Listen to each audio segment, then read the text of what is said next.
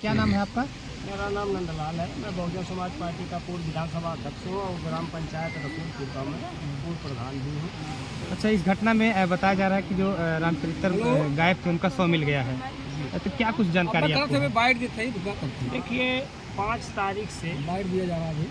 जब ये जानकारी मिली तो मैं सबसे पहले तो धन्यवाद आप लोगों को देना चाहूँगा, जो मीडिया के साथी हैं, कि आप लोग रात दिन लगातार इस पीड़ित परिवार की बात को जो है देश प्रदेश में आगे बढ़ाने का काम किए।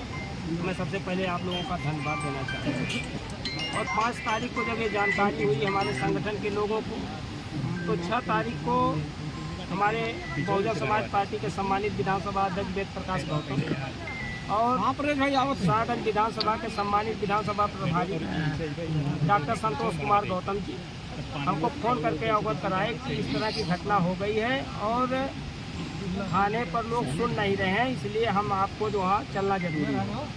और दुर्भाग्य से मेरी माता जी का पैर में फ्रैक्चर हो गया था तो मैं नहीं जा पाया, लेकिन मैं बहुत बहुत धन्यवाद देना चाहूँगा डॉक्टर संतोष कुमार गौतम और विधानसभा अध्यक्ष वेद प्रकाश गौतम। और सबसे ज़्यादा धन्यवाद मैं देना चाहूँगा डॉक्टर संतोष कुमार गौतम को, जो अपराधी के गांव के रहने वाले हैं, लेकिन वो गांव को मद्देनज़र रखते हुए पीड़ित परिवार के सहयोग में थाने के घेराव से लेकर के अब तक लगातार बने।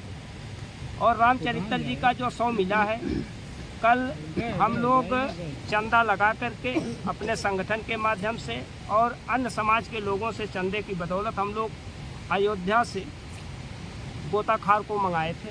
हमको लग रहा था कि हो सकता है कि गोताखोर ये नए हैं, न लाश को पकड़ पाते हों, तो रजिस्टर्ड गोताखोर मंगाए, लेकिन दुर्भाग्य यह था कि उनको अयोध्या से आने में काफ़ी लेट हो गया। वो घुसे जरूर, लेकिन फिर सफलता नहीं मिली और उसके पहले किस्मती देवी की लाश मिल चुकी थी और ये भरोसा था कि हो सकता है कि लाश उभर करके आवे।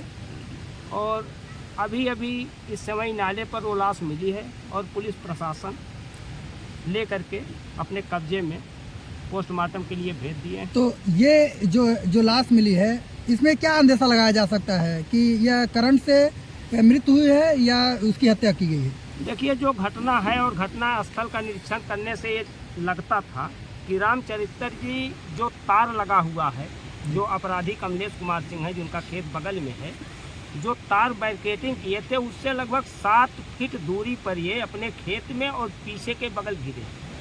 उनके पैर से लेकर के शरीर का पूरा निशान वहाँ दिखाई पड़ रहा था कि हाँ यहाँ गिरे हैं। लेकिन उसी समय ये हो रहा था कि अगर दोनों पति पत्नी को करंट मारा होता तो उनकी पत्नी भी यहाँ गिरती तो उनकी कुछ निशानदेही मिलती। इससे उसी समय आंकड़ा लगाया जा रहा था कि चूँकि कमलेश कुमार सिंह जो इसमें संलिप्त हैं, वो इसके पहले भी गांव के लोगों ने बताया कि 2-4 हादसे इस तरह से कर चुके थे। तो ये लगा कि हो सकता है कि साक्ष्य मिटाने के लिए किस्मती देवी की हत्या कर दिए हों। और जो कयास लगाई जा रही थी वह बिल्कुल कन्फर्म हो गई कि पीएम रिपोर्ट में जो कल आया उसमें गला दबा करके हत्या की गई। पीएम रिपोर्ट में कंफर्म हो गया गला दबा करके? उसमें कंफर्म हो गया है कि गला दबा करके उनकी हत्या की गई है।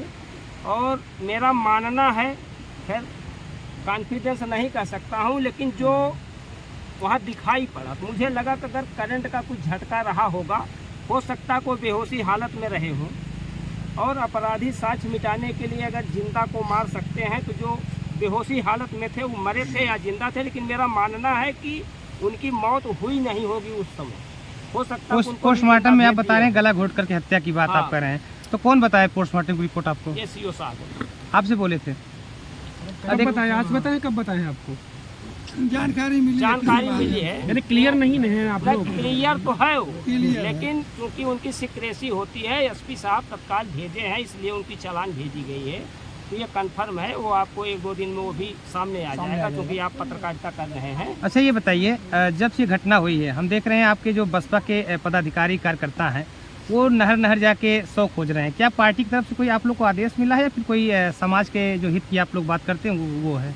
नहीं, देखिए समाज के हित में बात करते हैं। देखिए, बहुजन समाज पार्टी की स्थापना जो हुई है ये दबे कुचले समाज के सहायता और सहयोग के, तो हमें ये कैडर पढ़ाया जाता है कि अगर इस तरह की कोई समस्याएं आती हैं बहुजन समाज के अलावा सर्व समाज जो वास्तव में लाचार बेबस मजबूर हैं, तो उनकी सहायता करना।